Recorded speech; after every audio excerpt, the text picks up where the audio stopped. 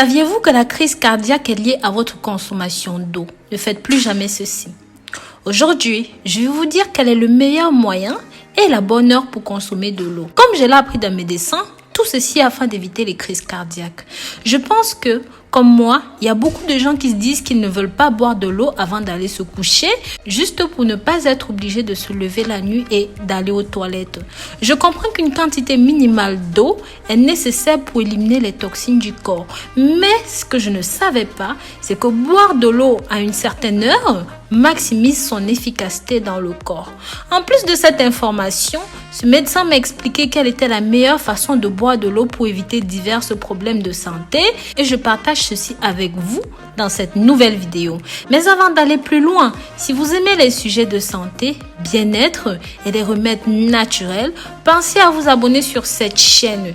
Cliquez sur la clochette de notification pour être toujours au parfum de tout ce que je publie sur YouTube. Et si vous avez déjà rejoint cette belle communauté, alors je vous remercie. N'hésitez pas à marquer votre nom, votre pays dans les commentaires, que je sache d'où vous me suivez. Cela m'émerveillera toujours. J'ai demandé à mon cardiologue pourquoi est-ce que les gens doivent tant uriner la nuit. Sa réponse était ceci. Quand vous êtes debout ou assis, la force de gravité retient l'eau dans les parties inférieures de votre corps. C'est la raison pour laquelle les jambes peuvent enfler. Quand vous êtes couché, les parties inférieures de votre corps cherchent un équilibre avec les reins. Alors, les reins vont éliminer l'eau et les déchets. C'est à ce moment que c'est plus facile pour eux de le faire. L'eau est essentielle pour éliminer les déchets de votre corps, sachez-le. J'ai donc demandé à ce cardiologue quel est le moment le plus favorable pour boire de l'eau. Il m'a répondu ceci. Boire de l'eau à des moments bien définis, ceci va maximiser l'efficacité de cette eau dans votre corps. 2 verres d'eau juste après le réveil active les organes internes. 1 verre d'eau 30 minutes avant chaque repas améliore la digestion. 1 verre d'eau avant de prendre votre bain ou même votre douche diminue votre pression artérielle. 1 verre d'eau avant de vous coucher évite un accident vasculaire cérébral ou même un accident cardiaque, ce qui est notre sujet du jour. Donc, boire de l'eau avant de vous coucher évite d'avoir des crampes dans les jambes pendant la nuit parce que vous devez savoir que vos muscles des jambes attrapent des crampes lorsqu'ils sont à la recherche d'eau et même d'humidité. Si vous buvez un verre d'eau avant d'aller au lit, cela empêchera beaucoup de choses. Mes amours, je vous invite à partager ceci pour que ça touche un maximum de personnes. Ça peut grandement sauver la vie. Au lieu de partager des informations inutiles, partagez ceci. Vous pouvez être sans même le savoir un futur sauveteur de quelqu'un. N'oubliez pas aussi que selon ce médecin, la majorité des crises cardiaques se passent le jour, habituellement entre 6 heures du matin et midi. Avoir une crise cardiaque la nuit, au moment où le cœur doit fonctionner à son rythme le plus calme, signifie que quelque chose d'inhabituel s'est passé.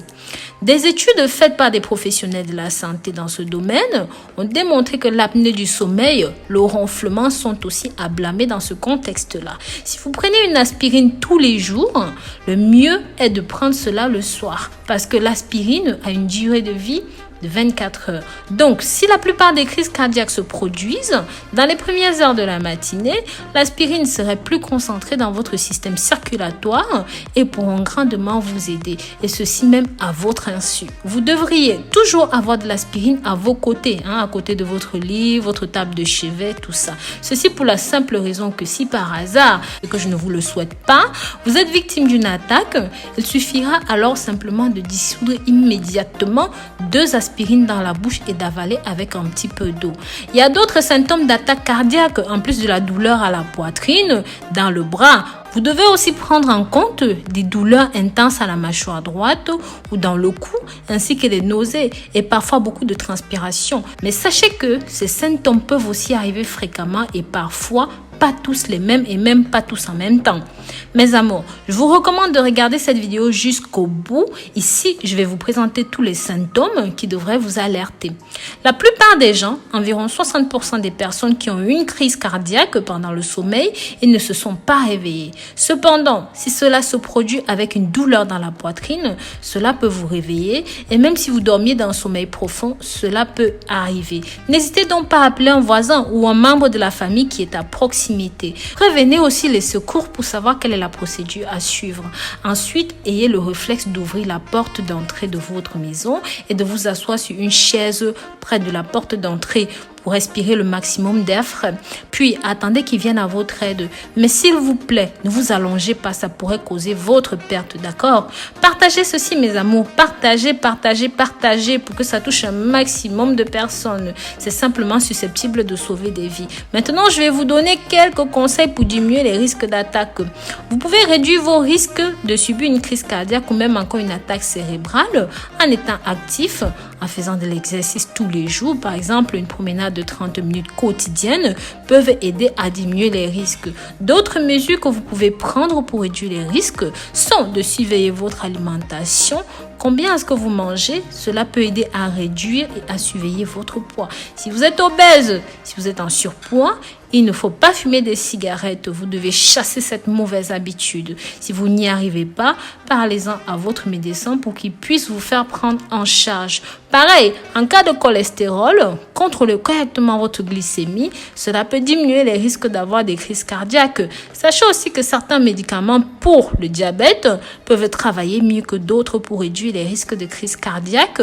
Et soyez très alerte aux médicaments que vous prenez. Donc voilà, j'espère ici que j'ai pu vous apporter quelque chose. Mes amours, n'hésitez pas dans les commentaires à partager vos expériences. S'il vous plaît, dites-moi d'où vous venez, votre nom, et n'hésitez pas à partager vos expériences de crise cardiaque avec nous. Prenez grand soin de vous d'ici là et sachez que je vous porte dans mon cœur. Bisous, bisous.